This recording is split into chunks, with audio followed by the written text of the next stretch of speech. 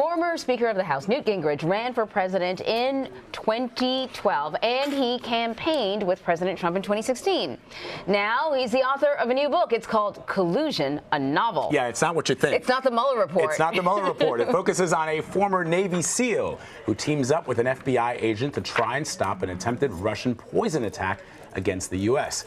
Gingrich is also in regular contact with President Trump and members of his administration, and we are pleased to welcome Speaker Gingrich to the table. Welcome, sir. Good to be here. Yeah. So, let's talk about the book. We're going to totally talk about the book, but I want to get some news of the day with you first. We got to tap into you now that you're here. Yeah, because you are a student of history in addition to being a former politician.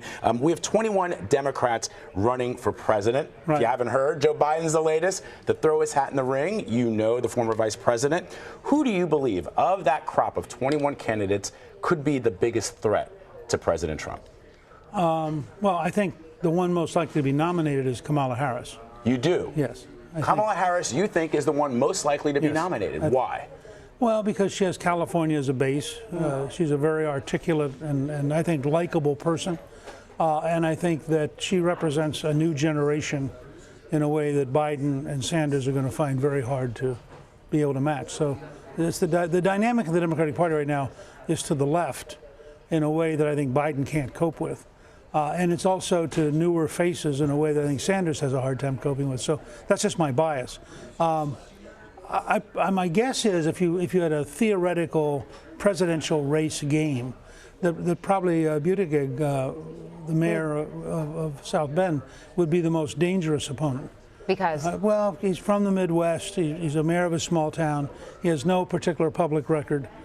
He can be like Jimmy Carter used to be, and be a Rorschach test, and you paint on him what you want. Right. But I think that he probably has a really hard time getting through the process. So you're not buying the polls as they are now that has, the former vice president in the lead? No.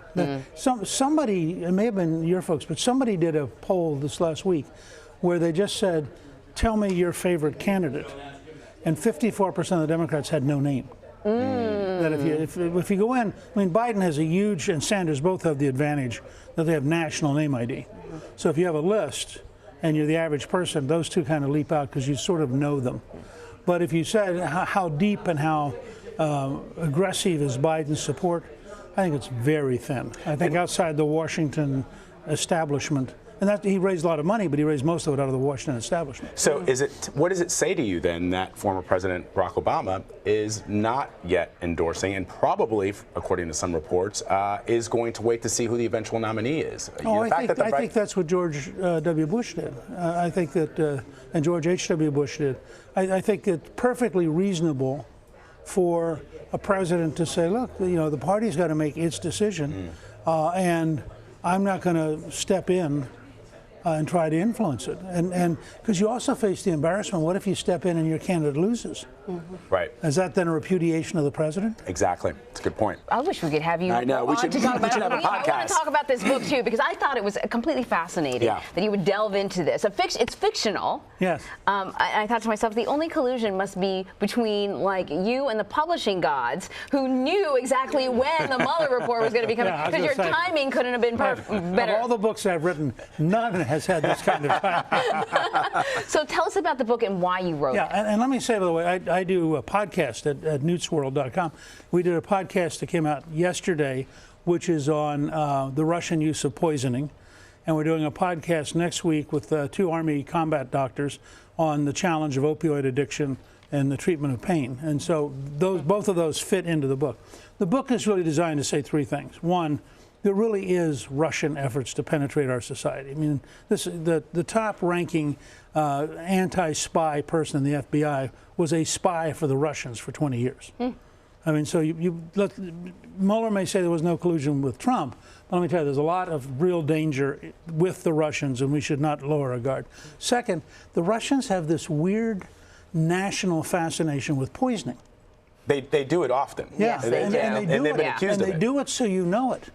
I mean, when they used polonium to kill somebody in London in about 2007, they're the only people in the world that make polonium. Right. So they were saying, hey, and that was a signal to anybody else. You want to betray us, we're going to kill you. So it was actually done as sort of an advertisement. Right. But they've had this long fascination with poisoning. And then third, we wanted to deal with, you're a Navy SEAL, you're severely wounded, you end up with an opioid addiction. You still want to serve your country. And what's it like day by day to manage you're semi-detox, but you still have remnants of an addiction. And I think this is a very human problem that a lot of people can identify with. And you tell the story through the eyes of this Navy SEAL, which we always imagine as some of the toughest people on the planet.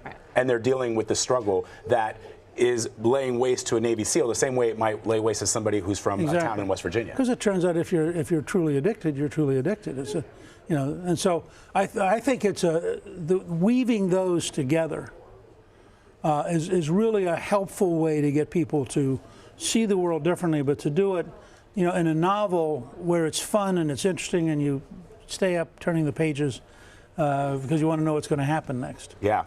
Do you tell the president? Is he aware of what you just told us, which is that the Russians continuously use poison?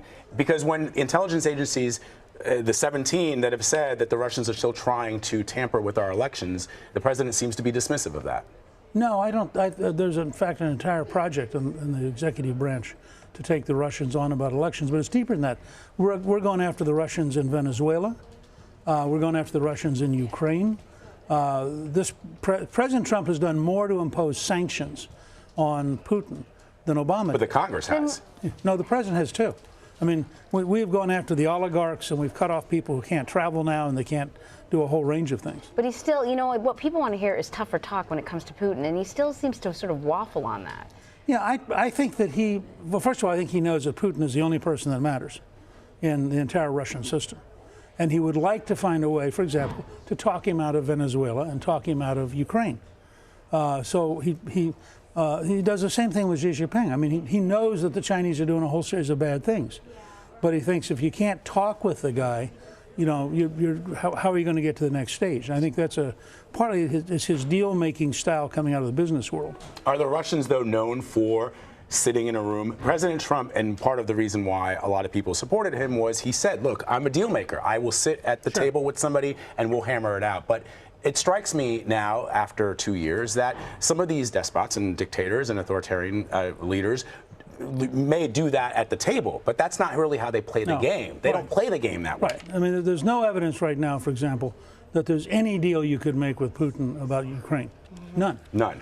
There's no evidence, and we're seeing this in Venezuela. I mean, the fact that the Russians and the Chinese have both sent money and a small number of troops to Venezuela is sort of a deliberate slap in our face. And if you notice what the National Security Advisor, John Bolton, has been saying, and what the Secretary of State, Pompeo, has been saying, we're getting tougher and tougher. I mean, at some point in the near future, I suspect, we'll take very decisive action against the dictatorship in Venezuela and tell the Russians and Chinese to get out of the way, that we're not going to tolerate them in our backyard. We could tell, we could clearly keep talking to you for an hour because about this. What's so interesting about you is not only have you been a part of history, but you are a historian, so you have a very interesting perspective. And of course, the book Collusion, a novel. There you go. Pick it up. Collusion, a novel, will be available to buy in stores and online tomorrow. Speaker Newt Gingrich, thank you, sir. We appreciate it. Great to be with you. Great having you. Fun. Thank you. Good show.